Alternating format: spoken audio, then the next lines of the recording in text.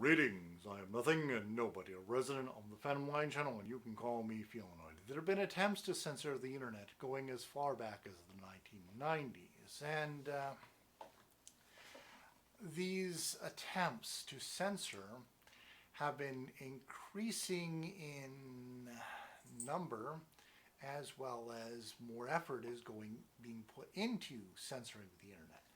And that makes me afraid of my freedom of speech. See, okay, the concept of free speech is that as long as the government cannot censor you, as long as the government doesn't censor you, you can always take your speech to a different venue. I mean, private individuals can control the venues that they own. So Zuckerberg can tell you what speech you can and cannot use on Facebook, but he has no say when it comes to MySpace. So if Zuckerberg doesn't like it, you post it on MySpace or some other venue. You just take it to a different venue. So as long as there are other venues that you can go to, your speech is protected. But there are political groups that are seeking to use this point that private individuals can censor to pressure private organizations to censor by their criteria, and thereby depriving you of any venue to speak your mind. Now they're doing this on the internet, so my solution to this is to just create new venues off the internet. What do we have? We had, before the internet became publicly accessible, we had BBSes. So I want to bring back the BBSes.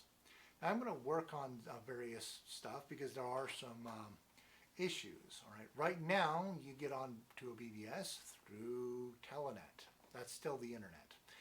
So I'll link you in the video description a list of BBSes that you can get to through Telnet as well as through the phone line. Now the problem with the phone line is that that's the landline. Most of us don't have landlines anymore. We have cell phones. And you need a very archaic device called a phone modem. Phone modems are still being sold today because they work for sending and receiving faxes, and people still use them to go on the internet, dial-up internet. So that part is solved, but there's the landline problem because, again, most of us have cell phones. Well, there is a solution, actually. As long as your cell phone has Bluetooth, it doesn't have to be a smartphone, it can just be a dumb phone with Bluetooth. There is a gadget you can get that lets you plug your cell phone via the Bluetooth interface into this device and then get a landline phone jack out of it. And therefore your landline device works on your cell phone. And then your phone modem works on your Bluetooth cell phone. Woohoo! It's all good. Now, I haven't tested this, but I see comments saying that this is being used to go on dial-up internet. So I'm pretty sure that this whole procedure is useful for going on BBSes. But I haven't tested this yet. So I'm going to get the hardware, I'm going to test it out myself and see. And if not, then I'll work on something. All right? But I'm telling you now, mostly because, you guys can do it too. I mean, I don't have to do this myself. You can just move ahead and try it yourself if you want to put forth the money. But mostly, I just want you to try out the BBSes to get a sense of what the BBSes are, because this is the future. Now, BBSes will not replace everything the internet has to offer. You can't do Skype through BBSes. You can't Amazon on BBSes, and so there are some limitations. But BBSes are really good for social media, and that's what's being censored right now is social media. After that, maybe we can work on other technologies, getting an Amazon system on the internet, on BBSes, wireless access to BBSes. I don't know what is or is not possible, but it's a matter of building up or restoring the BBSes and then adding technology to the BBSes. Now, the BBSes have one advantage: they're free. As long as you can, as long as you have your phone line, your phone modem and the technology, you know, that much is your barrier. That the cost of all of that equipment is your limit.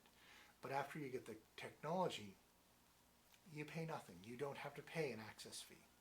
All right, you've got your phone. Also, back in the day, one of the big limitations of BBSs is long distance fees. Well, today your cell phone mostly has, you can get on your cell phone nationwide unlimited calling. Now, BBSs were never entirely bastions of freedom of speech. It's basically, each sysop can censor you on their BBS. But there are always so many BBSs out there that there's just a whole lot of competition. And because of the sheer amount of competition, most sysops are pretty good about just letting you say what you want. If a sysop does start censoring you in an unreasonable way, you just take your free speech to another venue. Voila, freedom of speech protected. Also, there are multiple networks that you could, they used to be, and I want to rebuild the networks. And the networks mean that you post a message on one BBS and it shows up on all the BBSs that are on that network. Great idea. The downside is, of course, there's network operators, but then there are different networks. So, there again, your freedom of speech is protected by there being just multiple different venues, multiple networks, multiple BBSs, a plethora of choices. And just be off the internet so it's harder to get to, harder to find, and harder to censor. And freedom of speech is assured. Now, if if these political groups do come to these BBS networks and try to shut them down, it's not like it's not like sitting on Zuckerberg and hitting Zuckerberg and saying, hey, this is the way it needs to be done. It's not one person you need to convince. You've got to convince the entire network, and that's not going to happen.